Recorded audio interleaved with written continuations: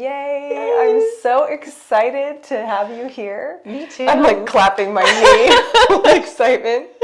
Welcome everybody to Mindfully Austin. We have Krista Jack here today. I also did an amazing 6-month training course with Krista, Quantum Harmonization in Business, as I did with Danielle Glenn right before. And it's like meeting a celebrity here because we've been on Zoom so many times together and now we get to be in person. So I'm so excited to learn so much about your business and to share that with others and to have you come to our Coffee and Connections, which I will make my announcement here and now that we're going to be changing the name of Coffee and Connections to Mindfully Austin Meetup. Just to bring more continuity, you know, like Mindfully Austin Meetup. And we'll always have coffee and tea, but yeah. So welcome, Krista. I'm so excited you're here. Thank you. Tell us a little bit about first what you do. Tell us about your business. Yeah. So, well, thank you, first of all, for inviting me. I'm so excited to be here with you. Yay. And I've loved all of our connections over the last 6 months. Me too. So this is really fun to do with you. Yay. So my business has evolved. It's a business primarily where I do hypnotherapy, hypnosis, but I combine a lot of other tools and techniques that I love to share with all of my clients. So it's primarily a journey where I get to work with people one-on-one and in groups to help them understand and transform the mind-body connection. Oh, wow. So how would somebody know that that's what they wanted? Do they come to you for all different things, or what's a main reason why someone would want to book a session with you, and what would that session look like? Yeah, so I have people who come to me for all different types of things. Everything from nail biting to spiritual crisis, right? So it really runs the gamut.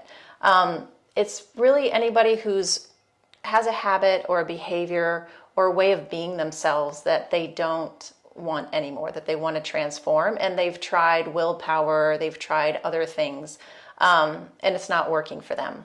So I do see a lot of people actually who have anxiety, PTSD, childhood trauma, and are looking for complementary or alternative ways to heal and to move to the next stage and level of their growth and happiness. Oh, that is awesome. And do they come to your space to see you, or do you do it online? Yeah, I do both Zoom and in my office. So I've been seeing people on Zoom for 9 years. Wow. All over the world, people I've never met in person, and it works great. What brought you to that? Like, how did you get into doing that? Yeah, so I've always been interested in the mind-body connection. I grew up in a house with parents who were scientists, but also were very interested in spirituality. And we would have visitors in our house all the time. So one week we would have scientists, and the next week we would have psychics and healers. And I grew up thinking those were bedfellows. Yeah. Right? Wow. And I credit both of my parents. They're both very curious by nature. And so always asking questions. And I was also raised as a Quaker. So we would meditate. You know, our weekly service was to group meditate, basically. Wow. That's the premise of Quaker meetings. And so I grew up always being curious about the mind-body connection. And then my own personal experience was I was born with a painful birth defect. And so my whole childhood, I was experiencing a lot of chronic physical pain. And then I had undiagnosed learning disabilities. So I had a lot of anxiety and depression that I'd had from a young age. And a lot of different experiences throughout my life that were, you know, trauma-based experiences on physical, mental, emotional, and spiritual levels. So I always was interested from a very young age of what can I do to help change my inner world so that I can experience more peace. So I was meditating since I was young. I started listening to binaural beats in 7th grade to help me study and focus. Wow. Back in the dark ages, right? Back when that play a tape. Yeah. My dad was involved with the Monroe Institute in Virginia. So I got to use their technology and their tapes when I was young. So from there, it just kind of blossomed. I was always interested in learning new techniques and skills and modalities, and ended up, pursuing a degree in science, but also was always interested in bridging that science and spirituality. So it was really a journey of personal healing.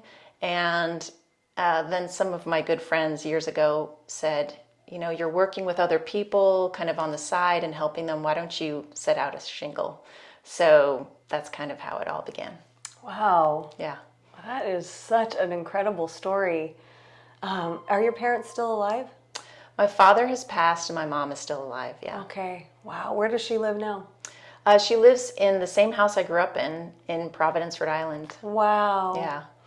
It's my stepmom grew up similarly. Her adopted father studied the communication between man and dolphin, but scientists, wow. and her mom was very supportive, very much a flower child. And growing up, there were all kinds of parties every weekend and all kinds of interesting people from that ran from scientists to, the peace and love, baby boomer, I love that. hippies, and yeah, it was really fun. My dad was in heaven with her and that crew.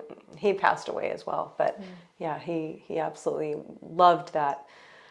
That about her and her upbringing. It's fun. It's just, it's a really interesting way to look at life, that science and spirituality aren't mutually exclusive.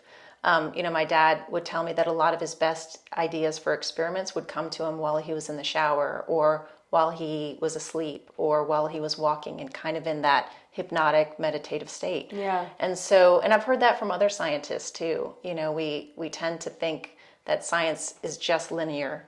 But if you look at, some of the people like Rupert Sheldrake, who is really pushing the boundaries of what we think of science and what science can be in our lives, it's really kind of adding that twist of what do we really know and who are we really? That's incredible. Well, and now it's like meditation isn't so taboo anymore. Right. And now you have scientists talking about neuroscience. And I think it's grown, the blending of Western, of neuroscience and Eastern philosophy has become almost mainstream. And I think that's so incredible. It's so cool. It really is. It really is, because it makes it accessible to people who it may not have been accessible to before. Yeah. And that's one of the things that I love to do. I have all different types of clients that walk in the door, and some are very skeptical of hypnosis, hypnotherapy, and there's actually a lot of research and science. There's over 40 years of neuroscience about hypnosis and being in that state, and what happens in different parts of the brain, and what happens with neurotransmitters. And there's also a lot of research that shows how our mind can have a direct effect on our physical body.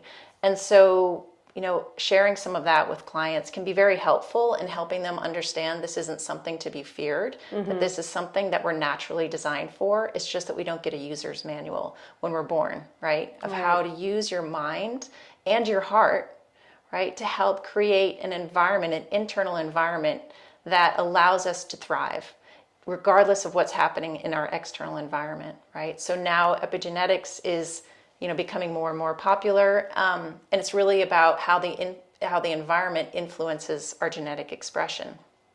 And that environment isn't just what we see and what we experience external, but it's also what we experience internally as well. That environment is critical in how we are in the world. Yeah. Wow. So good. So true. So it feels like it's funny that I have this question that I always want to ask, but when I hear about your business and what brought you to this business, it's like the question of your why always gets answered in there. But like, what is it that you hope people feel when they come out of a session with you? I love that question. Yeah, thanks. My focus is, when I have somebody come into my office, is to help them understand that they're actually wired for ease. They're actually wired for grace, that every human being is, and there's nobody who's an exception to that. Right when you said that, like my whole body just felt like it just went and relaxed. Yeah, Because I think I was like, sometimes you don't even realize that you're holding on to tension. absolutely. And I do this every day with myself. It's like, okay, where am I? Am I embodying what I'm naturally wired for? Or am I running a program or a reaction to my environment or what I think should be? Yeah. So, and it's actually very simple to help somebody understand how to move into more ease, how to move into more flow, how to move into more grace. I mean, you just experienced it just from me saying it, but there's some really simple techniques and ways that we can kind of recenter and allow more flow.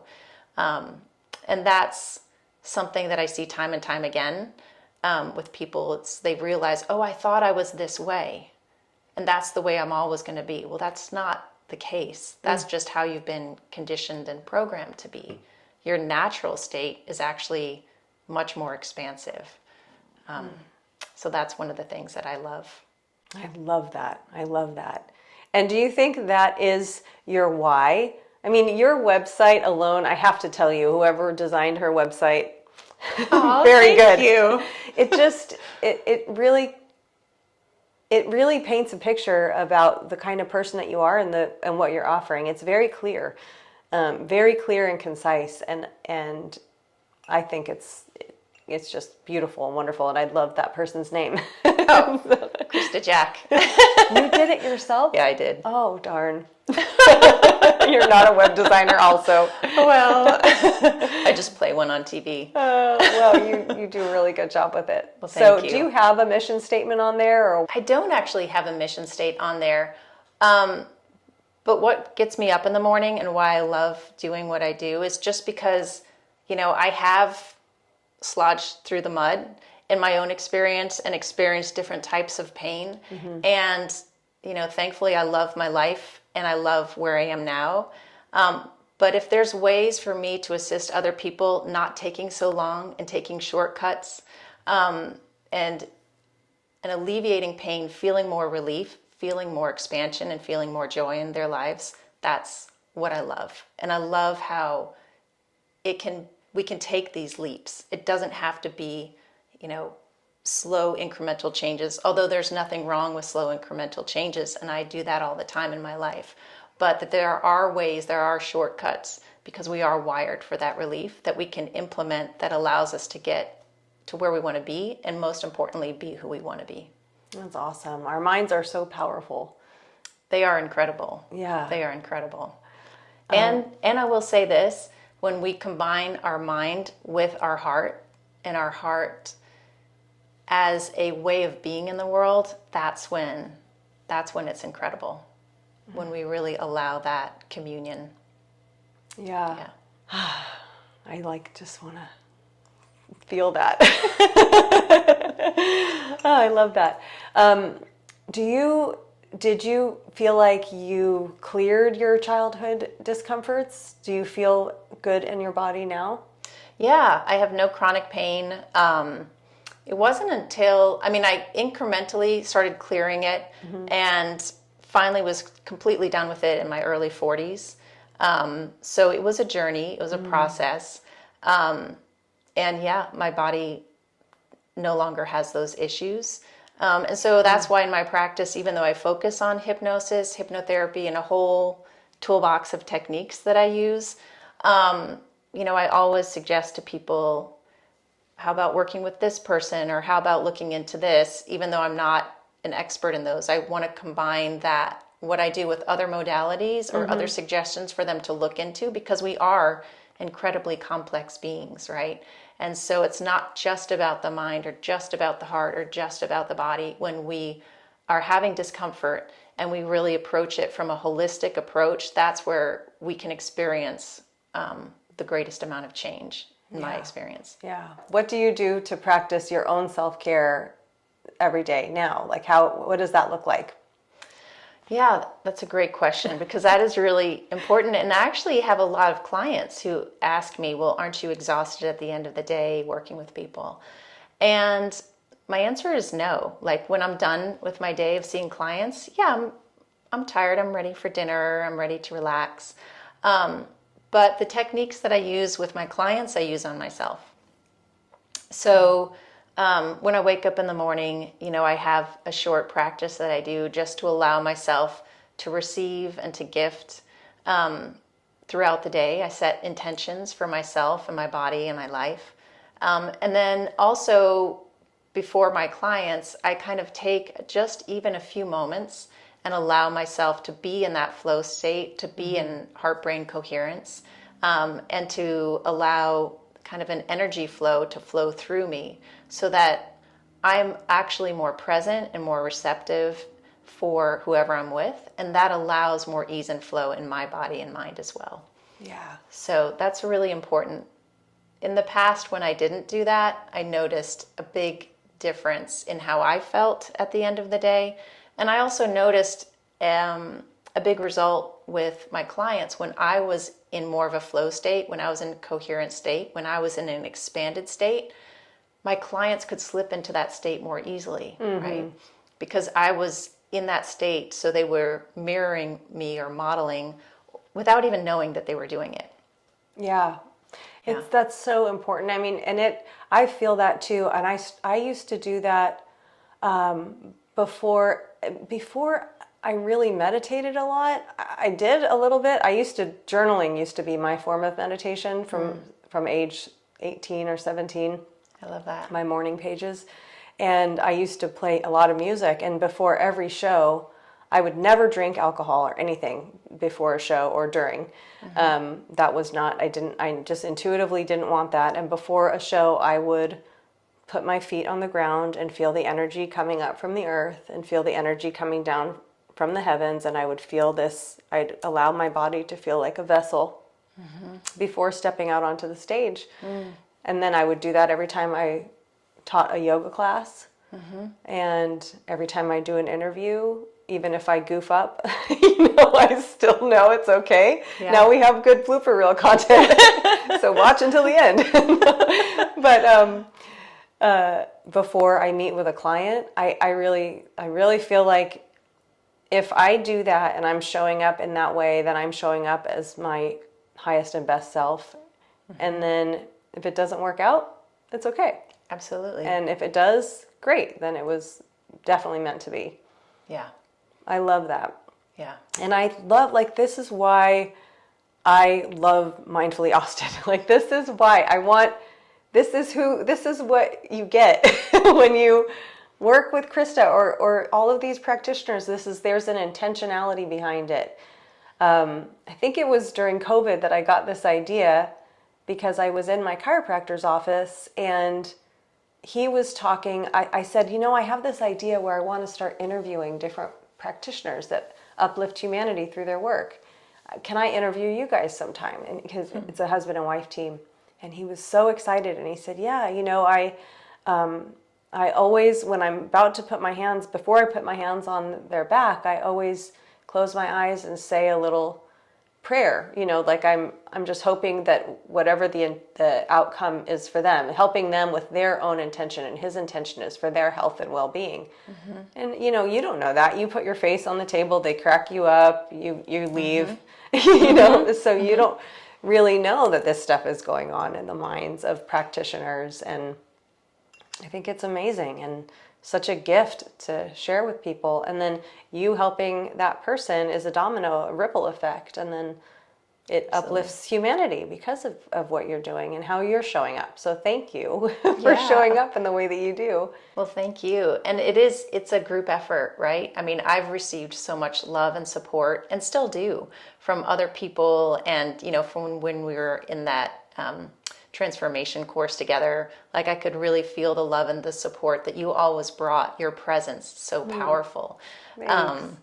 And, I really do feel that intention is really important. So I have all my hypnosis tools, and then I also have been doing energy healing work since I was in my early 20s. And I love combining the two, right? Rather than seeing them as mutually exclusive. Yeah.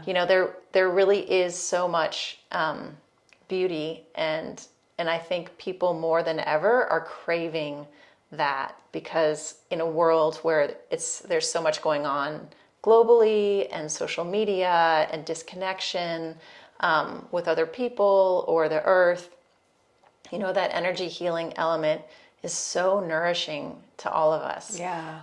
It's really integral part of what I do. Some people just want energy healing, and that's what I can offer them. Quantum harmonization, I know you talked about that a lot with Danielle Glenn. And is that the type of energy practice that you work with your clients? Yes, yeah.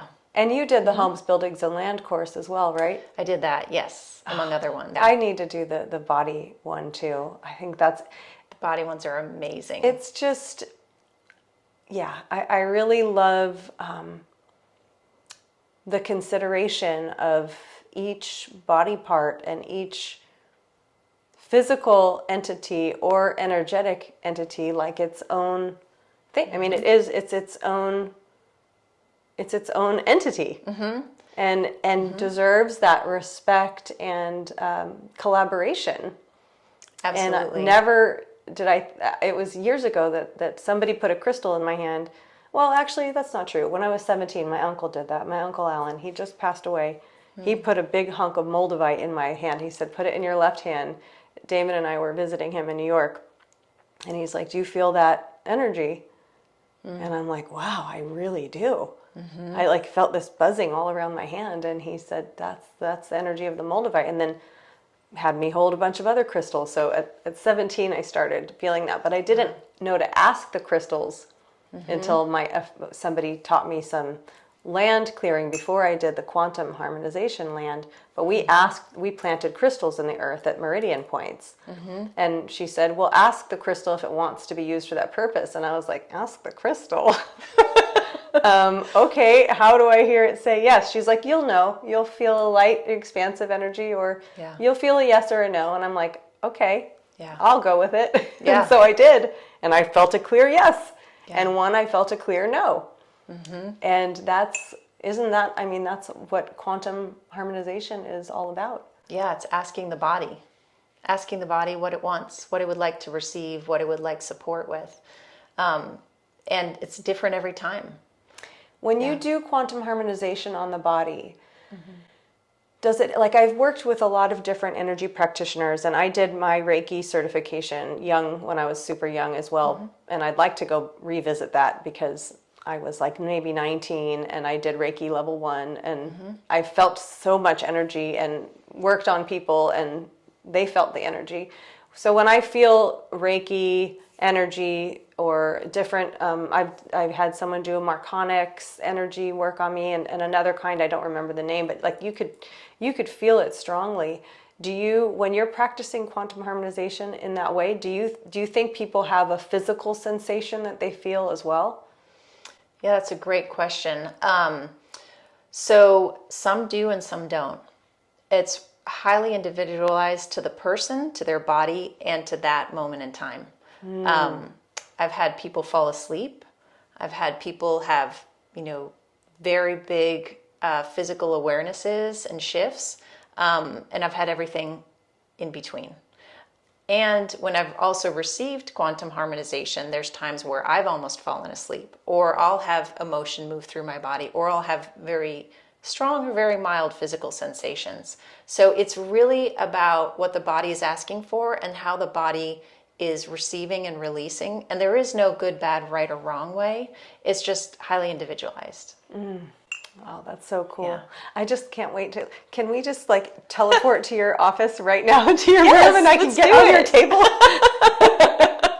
Would love to do that. Where's the table? Put me on it. Yeah, wow. It's really fun. That is really awesome. Oh and it is different than Reiki. So I did, I did my Reiki mastery when I was 21 or so. Did it again, the whole mastery level, in my early 40s. And it's just a different frequencies. Do you work with it still? Do you work with both, or with No, I just work with the quantum harmonization for where I'm at and for what I see and how I work with clients. I really feel like quantum harmonization is such a comprehensive, beautiful modality, and so expansive that it allows for tremendous potential for people, no matter what they're experiencing. Yeah. So cool. I can't wait to take that course. I just keep racking it up with all my courses, right? Damon, he's so supportive, my husband, but yeah. And the woman who's a friend and a colleague of mine, Alyssa Mailhorn, is the one who developed, co-created this quantum harmonization. So she has on her website her latest offerings, and yes, she's amazing. We love her. I have been watching or getting her emails for years, and then watched her on YouTube, and a friend of mine had done a few sessions with her many years ago, and so she was always on my mind. And then one day I said, I really want to learn home and energy clearing. Like, I really want to get better at that, or really want to offer this. I want people to know that I can do this. But I knew it a certain way, about the crystals and the meridians and the sage and the Palo Santo and everything. And it was, I had literally said that like on a Monday, and on a Tuesday her email came in, and it was like, quantum harmonization in homes, buildings, and land. Do you want to learn how to clear land? I was like, yes, I do. Yes. Thank you. Sign me up. Yes. Yeah. I'm free this weekend. Click. Done. Yeah. It was incredible. Yeah, it's an amazing way to work with homes, buildings, and lands, like in a collaborative way. Yeah. And I had done, for many years, I had done dowsing with pendulums, and learned with a master dowser how to clear spaces, buildings, even how to find water veins underground. And I loved that. And I still love it. But the way that she approaches this collaborative working with homes, buildings, and lands is really potent and powerful. And I think it's so much fun. There's so much I could say about it, but it's a lot of fun, and it's a great way to really have that sense of collaboration, rather than imposing something and saying, okay, now this is going to happen and I'm going to decide, and this is, I'm controlling all of this. It's more of a co-creative relationship. Incredible. And I think I told you about my pool. Yes. I mean, I did her homes, buildings, and land class after I had built our pool. And I felt like all of a sudden I started to shrink. Oh no. And she's like, what is it? And I said, well, I cut down so many cedar trees, and I never consulted with the land. It was not a collaborative effort. It was like, we are putting a pool here, and it's big concrete structure. And I've done a lot of clearing with my own home around that. But, it turns out my pool has concrete cancer and has to be completely demolished. So I've now gotten to communicate with the pool and the land around that, and what that's going to look like, and what the rebuild might look like. And so I get an opportunity.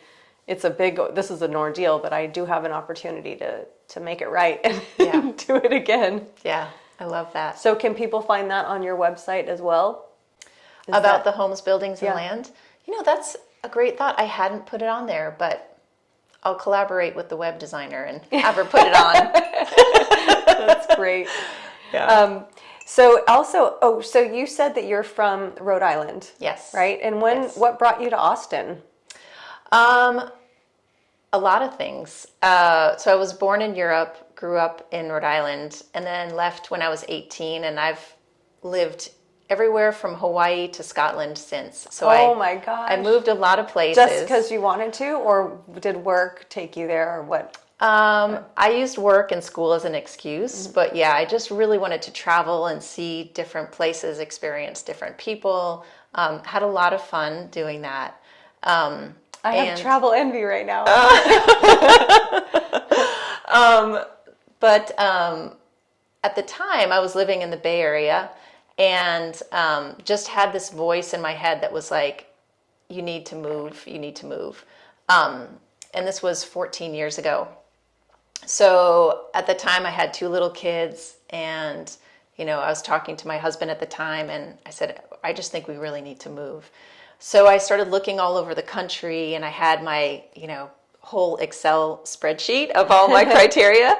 And Austin fit the bill, and but beyond that, I was really drawn to Austin. I had lived in Central Texas years and years before in the hill country, on a ranch, and would come into Austin on my days off and loved it. So I had a real affinity for Austin, and once I moved here and I've met the people that I have, and I know that it was something that I was being drawn to, and my soul was being drawn to Austin. It wasn't just happenstance or random. Oh, Yeah. it's that I feel like that happens to a lot of people, and a lot of people it doesn't. You know, I've seen the opposite, but the people that happens to, I think that's really special. Yeah. That's sort of what happened to us too. Like I was literally kicked kicked out of Los Angeles. Really? Yeah. In 2005, when I came to Austin to play South by Southwest and with my girl bluesy rock band in 2003. Oh my gosh. And everyone had said, "You're so Austin. You're so Austin. Are you from Austin?" And I'm like, "California girl all the way." What? Texas? Flat dirt and tumbleweeds? Like, no, I'm not from Texas. Yeah. And then we got to Texas and I'm like, "This is Austin. There's water. This is so cool. I mean, there's hills and trees and nice people everywhere." I had to be here. Like, I couldn't get here fast enough. And then I chickened out and we decided not to move. And after we did that, that was April of 2005. No. Yeah, that was April of 2005. Every single bad thing happened to us. Like, it just one thing after the next. Like, one thing, I don't need to go into it now, but like bad stuff just kept happening over and over again. Like, your time is done here. Yeah. Go to Austin. We'll give you another sign. We'll give you another nudge. another. And finally I had been having beers, only a couple, but I was driving home and a cop pulls me over and I looked up and I was like, "I get it. I am moving. Please don't give me a DUI. I am leaving." And the cop gave me a warning because I was honest with him about exactly what I had and exactly when. But yeah, we moved that September of 2005. Wow. We came back to to Austin. So, that's incredible. Yeah. And what part of town are you in? So I'm in the Westlake area. So beautiful. It's really beautiful with all the trees and What do you love that. most about Westlake? The I always trees. love to ask people this, especially because I actually technically am a realtor. So Oh, right. Yeah. I like to bring in like a neighborhood into these. Yeah, I love the trees and the nature there. I live on a street that dead ends into a nature preserve, and the way I wind down sometimes is I just go for a walk on the street and I just say hi to all the trees, and sometimes I'll hear owls or see hawks, and just having that nature in close to the city environment, I think is such a rare gem. Yeah. So I really love that. It is so beautiful. I love it too. Yeah. And what's your favorite little place to go out there? Like, do you have a favorite spot, a coffee shop or a restaurant? Oh, that's a good question. I do love Mozart's. Yes. Just because it's right on the water and Yeah. you can be outside, and I love being outside as much as possible. I love that place. Oh, I love it. Let's go there sometime. Okay. That sounds great. yeah. After we do some quantum good- harmonization. Yeah. We'll go sit on the water. That'll be wonderful. Yeah. And then I did have one last question. It's fun. We do this and then go really deep and then come back up to the surface. Yeah. So that's where we are. I wanted to know if there's someone else that might be watching that is interested in getting into energy healing or hypnotherapy as a business. Do you have any recommendations for how they might get started doing that? Yeah, that's a great question. You mean in terms of what training they would take or how they would start a business, or? Maybe a little bit of both. So for the energy healing, like we've already talked about, the quantum harmonization is fantastic and amazing and powerful and gentle at the same time. So I really think that that's an amazing place to start with energy healing, because there's so much there. And then in terms of hypnosis and hypnotherapy, two things that come up. So the people that originally trained me, Joseph Clef and Melissa Blakelock, I don't know if they're still training, but they were incredible trainers. And I felt like they have such heartfulness and such intention behind how they teach that I love that I got started in hypnosis and hypnotherapy with them. They're incredible people. The other person that I've trained with, and I did her course, is Marissa Peer, and her program is called Rapid Transformation Therapy, and I love it because she draws on many different tools and techniques and has created her own tools and techniques over the 30 or 40 years that she's been practicing and teaching. And so they're very potent and powerful, and they can help people move through things very quickly. I love that. So she's another amazing resource. Awesome. Thank you for sharing them. Yeah. We'll add those into the description. Absolutely. Their links. How Great. cool. And then how did you put that out there into the world that you were doing energy healing as a business? So I had my website, and it was a lot of word of mouth, was primarily helpful. And then I did also meet up with other practitioners and got referrals, and would get referrals also from some doctors and other therapists and psychotherapists. So it was really kind of an organic development that I had with my business for energy healing and for hypnosis and hypnotherapy. And I think Austin is a wonderful place for that. Yeah. You know, that there are people everywhere from energy healers through alternative, holistic, and even to traditional Western doctors who are open to collaborating with each other and really finding out what's the best optimal blend of different modalities to help their clients and patients, which is one of the things that's amazing about in Austin and what we have here. So true. Yeah, I agree. I find that with my doctor and different practitioners, they're always very open to hearing what each person has to say. Yeah. Wow. Yeah, I love that. What a very special treat. I feel like I could sit here and talk for hours. I know Megan's usually with us, and she's usually the one like, you've got 5 minutes left. We try to keep to around 30 minutes, but we probably are around there. Probably. Who knows? It's just right. But I am so grateful that you came. Thank you so much for being on our Mindfully Austin. And please do look at the description. We decided today that we're going to offer a little something special for Mindfully Austin members. So a little member perk, and information about that will be in the description. And then Krista will be our special guest at our first Mindfully Austin meetup, formerly called Coffee and Connections, which we'll still have coffee and we'll still have connections. And that's going to be on the back patio at Ringlets and Sass Salon. They have a great patio. It used to be the backyard that Willie Nelson owned. So all kinds of fabulous musicians have played on the land there and on the grounds. So I just love being there with those trees, and it's beautiful. And I'm super grateful for the owner, Anne Marie, who is allowing us to use her space in that way.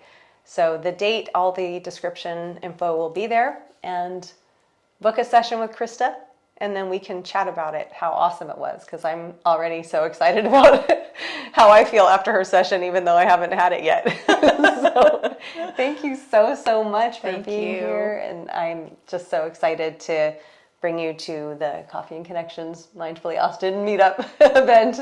Yeah, I'm so excited for that too. Yeah. Thank you so much for having me and inviting me. Yay, so happy to have you. Thank you, Krista. All right. Yay. Bye, guys.